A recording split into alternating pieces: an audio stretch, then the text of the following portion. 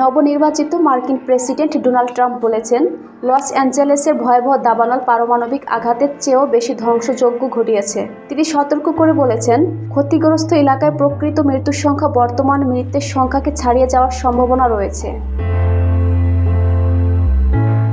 সোমবার আমেরিকান নিউজম্যাক্সের সাথে এক সাক্ষাৎকারে তিনি দৃঢ়ভাবে ভবিষ্যদ্বাণী করেছেন, লস অ্যাঞ্জেলেসের ভয়াবহ দাবানলে মৃত্যুর সংখ্যা তীব্রভাবে বৃদ্ধি পাবে, কারণ স্থানীয় কর্তৃপক্ষ ধ্বংসস্তূপের মধ্য দিয়ে মৃতদেহ খুঁজতে কুকুর মোতায়েন করেছে।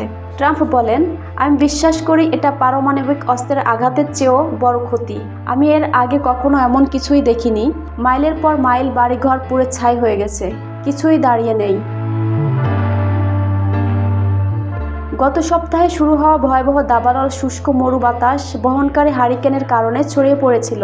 Los Angeles county medical examiner অনুসারে তখন থেকে কমপক্ষে 24 জন প্রাণ হারিয়েছেন।